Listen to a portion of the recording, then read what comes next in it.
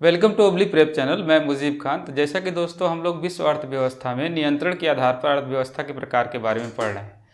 नियंत्रण के आधार पर अर्थव्यवस्था के प्रकार में हम लोगों ने पूंजीवादी अर्थव्यवस्था, राज्य अर्थव्यवस्था में समाजवादी और साम्यवादी अर्थव्यवस्था के बारे में जाना। अब हम लोग बात करने जा रहे हैं मिश्रित अर्थव्यवस्था के बारे में। मिश्रित अर्थव्यवस्था मिक्स्ड इकोनॉमी। तो मिश्रित अर्थव्यवस्था के बारे में अगर हम बात करें तो कहा जाता है ऐसी अर्थव्यवस्था जिसमें वस्तु एवं सेवाओं का उत्पादन सरकार और निजी क्षेत्र के द्वारा किया जाए। वस्तु एवं सेवाओं का जो दाम का निर्धारण हो सरकार भी करे और बाजार तंत्र अर्थात निजी क्षेत्र के द्वारा भी किया जाए। यानी कह सकते हैं कि इस अर्थव्यवस्था में समाजवादी अर्थव्यवस्था, समाजवादी अर्थव्यवस्था और पूंजीवादी अर्थव्यवस्था दोनों के गुण पाए जाते हैं। पूंजीवादी अर्थव्यवस्था दोनों के गुण पाए जाते हैं, दोनों कैरेक्टर होता है। यानी कहने का मतलब ये है कि जो कुछ वस्तु एवं सेवाओं का जो उत्पादन होता है उसे सरकार भी करती है, सरकार अर्थात राज्य भी करता है। तो वहीं पर कुछ वस्तु एवं सेवाओं का जो उत्पादन होता है उसे निजी क्षेत्र अर्थात बाजार द्वारा किया जाता है।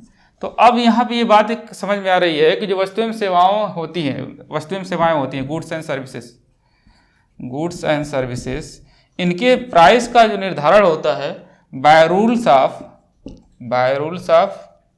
Needs and supply. तो वहीं पर दूसरी तरफ देखा जाए तो गुड्स एंड सर्विसेज, इनके प्राइस का निर्धारण by rules of demand and supply, यानी दोनों के द्वारा किया जाता है। यानी वस्तु एवं सेवाओं का जो दाम का निर्धारण होता है वो आवश्यकता एवं आपूर्ति के सिद्धांत के द्वारा भी होता है और मांग एवं आपूर्ति के सिद्धांत के द्वारा भी होता है। तो मिश्रित अर्थव्यवस्था में देखेंगे कि जो विकासशील देशों के परिप्रेक्ष्य में अगर हम बात करें तो विकासशील देशों में मिश्रित अर्थव्यवस्था में जो आवश्यक कार्य है उसे सरकार द्वारा संचालित किया जाता है। जैसे मान लीजिए परिवहन है, संचार है, रेलवे है, स्कूल, कॉलेज, हॉस्पिटल। तो यहाँ पर अधिकांश मामलों में सरकार की भागीदारी होती है। तो वहीं पर जो गौण कार्य होता है उसे निजी क्षेत्रों को सौंपा गया है। तो मिश्रित अर्थव्यवस्था जो है अगर बात करें, अगर हम विकसित देशों के परिप्रेक्ष्य में अगर फ्रांस की बात करते हैं तो फ्रांस की मिश्रित अर्थव्यवस्था में डिफरेंस पाया जाता है कि वहाँ पर जो आवश्यक कार्य हैं उसे निजी क्षेत्रों को भी सौंपा गया है। तो दोनों में ये फर्क समझ में आता है कि विकासशील देशों में मिश्रित अर्थव्यवस्था समाजवाद की तरफ ज़्यादा झुकी होती है क्योंकि इन देशों में गरीबी, भूखमरी, कुपोषण की समस्या पाई जाती है। देखा जाए तो आर्थिक विकास के साथ साथ सामाजिक विकास पर ज़्यादा फोकस किया जाता है। तो वहीं पर जो विकसित देशों के परिप्रेक्ष्य में अगर मिश्रित अर्थव्यवस्था की बात करें तो वहाँ पर अधिकांश मामलों में देखा जाए तो आर्थिक विकास पर ज़्यादा फोकस किया जाता है। अब बात ये करते हैं कि मिश्रित अर्थव्यवस्था आई कैसे। तो जैसा कि हम लोग जानते हैं कि 1929 में एक महान मंदी आई थी। 1929 की महान मंदी, जिसे तीसा की मंदी या 30 के दशक की आई हुई मंदी कहते हैं। यह मंदी जो है यूरोप की पूंजीवादी अर्थव्यवस्था वाले देशों में आई थी। यूरोप की पूंजीवादी अर्थव्यवस्था वाले देशों में इस मंदी के कारण जो था आर्थिक गतिविधियां पूरी तरह से बाधित हो गई थी और यहाँ पर देखा जाए यहाँ के देशों की अर्थव्यवस्था संकट में चली गई थी और भुखमरी की समस्या आ गई थी। तो इन देशों को मंदी से उबारने के लिए देखा जाए तो एक अर्थशास्त्री आते हैं जिनका नाम है जे.एम. कीन्स।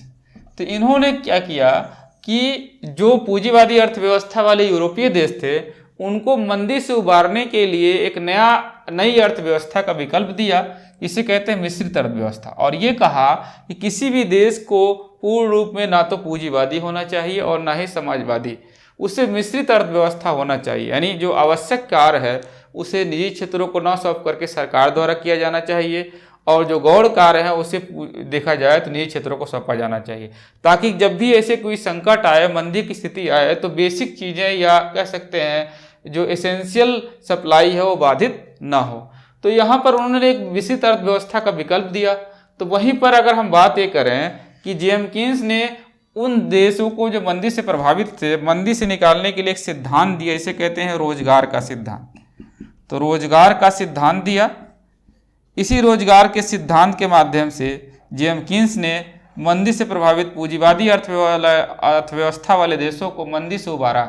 तो वहीं पर फ्रांस ने जब अपने आप को इस मंदी से अपने आप को उबार लिया तो 1944-45 में सबसे पहले पूरी दुनिया में मिश्रित अर्थव्यवस्था को अपनाया। यानी दुनिया में सबसे पहला देश फ्रांस है जिसने अपनी अर्थव्यवस्था को पूंजीवादी अर्थव्यवस्था से मिश्रित अर्थव्यवस्था के रूप में कन्वर्ट कर लिया।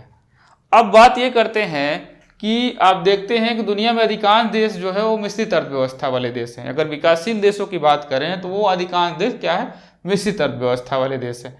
अब बात करते हैं हम लोग कि जो भारत के परिप्रेक्ष्य में बात करें कि भारत में जो मिश्रित अर्थव्यवस्था का जो सिनेरियो हो वो क्या, उस पर चर्चा करते हैं। मिश्रित अर्थव्यवस्था भारत के परिप्रेक्ष्य में।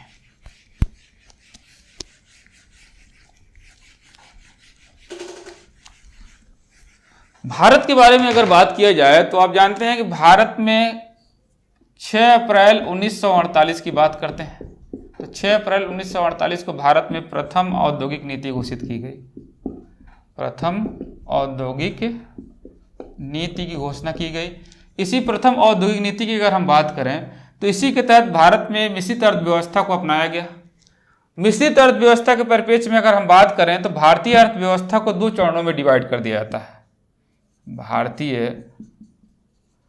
अर्थव्यवस्था को 2 चरणों में हम बांट सकते हैं। प्रथम चरण की बात करें हम लोग तो 1950 से 1990। तो वहीं पर अगर द्वितीय चरण की बात करें, द्वितीय चरण की बात करते हैं तो 1990 के बाद की स्थिति को ले सकते हैं, यानी आर्थिक उदारीकरण के बाद की स्थिति। अब बात करते हैं प्रथम चरण की। तो प्रथम चरण में भारत की अर्थव्यवस्था मिश्रित थी, अभी भी मिश्रित है, लेकिन मिश्रित होते हुए इसका झुकाव समाजवाद की तरफ ज़्यादा था। समाजवाद के कैरेक्टर ज़्यादा था। यानी इस चरण में 1950 से 90 तक के दशक में जो अर्थव्यवस्था में सरकार का नियंत्रण अधिक था, कुछ मामलों में निजी क्षेत्रों को छोड़ दी गई थी। यानी मिश्रित अर्थव्यवस्था में पूंजीवादी गुण तो थे लेकिन झुकाव समाजवाद की तरफ था। और आप जानते हैं कि इस चरण में भारत और रूस के बीच काफ़ी निकटता थी, क्योंकि भारत समाजवादी, क्योंकि रूस एक समाजवादी देश है, उसकी अर्थव्यवस्था समाजवादी है। और भारत और रूस के बीच निकटता का कारण यही था कि भारत ने जो है पूंजीवाद से कहीं ज़्यादा तरजीह समाजवाद को दे रखा था। तो वहीं पर जब 1990 के बाद आर्थिक उदारीकरण की नीति को लागू किया जाता है तो मिश्रित अर्थव्यवस्था भारत की अर्थव्यवस्था होते हुए भी इसका झुकाव समाजवाद से पूंजीवाद की तरफ बढ़ जाता है। तो इस चरण में आप देखते हैं कि कहीं ना कहीं भारत और यूएसए के बीच काफ़ी निकटता आ रही है, क्योंकि भारत ने देखा जाए तो समाजवाद से पूंजीवाद की तरफ अपने आप को मतलब बढ़ाता चला गया है। और अब बात ये करते हैं कि जो 1950 से 1990 के दशक में नियोजन का आधार था, क्योंकि अर्थव्यवस्था पर भारतीय अर्थव्यवस्था मिश्रित थी तो कहीं ना कहीं मिक्स सिस्टम का प्रभाव नियोजन पर भी दिखाई देता है। तो नियोजन की अगर हम प्लानिंग की बात करते हैं तो नियोजन में आप देखते हैं कि 1950 से 90 तक जो भारत का नियोजन था वो पूरी तरह से निर्देशित नियोजन कहलाता है। निर्देशित नियोजन कहलाता है, यानी कह सकते हैं इसे डायरेक्टिव प्लानिंग कहलाता है, जिसकी अवधारणा रूस से ली गई। तो वहीं पर यहाँ पर 1990 के बाद की सिनेरियो में आप देख रहे हैं कि भारत की अर्थव्यवस्था पूंजीवाद की तरफ झुकी हुई है। यानी कहीं ना कहीं इस चरण में हमको फ्रांस का उदाहरण दिखाई देता है, क्योंकि आप जानते हैं कि फ्रांस की अर्थव्यवस्था पूंजीवादी थी, लेकिन जब वो मंदी से प्रभावित हुआ और मंदी से जब अपने आप को उबारा तो उसने क्या किया कि 1944-45 में अपनी अर्थव्यवस्था को मिश्रित अर्थव्यवस्था में कन्वर्ट कर लिया। तो यहाँ पर आप देखते हैं कि फ्रांस भले ही अपनी अर्थव्यवस्था को मिश्रित अर्थव्यवस्था में कन्वर्ट कर लिया, यानी समाजवादी गुणों को अपने अंदर समाहित करने लगा, लेकिन उसका झुकाव कहीं ना कहीं पूंजीवाद की तरफ ज़्यादा था। तो 1990 के बाद से भारत की स्थिति भी ऐसे ही दिखाई देती है कि भारत की अर्थव्यवस्था मिश्रित होते हुए झुकाव समाजवाद से पूंजीवाद की तरफ बढ़ता गया। इसीलिए इस चरण में जो सरकार का नियोजन का आधार था, प्लानिंग का आधार था, वो था सांकेतिक नियोजन। सांकेतिक नियोजन जिसे कहते हैं इंडिकेटिव प्लानिंग। तो यहाँ पर आप देखते हैं कि जो मिश्रित अर्थव्यवस्था भारत के परिप्रेक्ष्य में है वो नियोजन पे भी उसका प्रभाव दिखाई देता है। तो ये आपका हो गया मिश्रित अर्थव्यवस्था। नेक्स्ट लेक्चर में हम लोग अगले टॉपिक की चर्चा करेंगे। Thank you.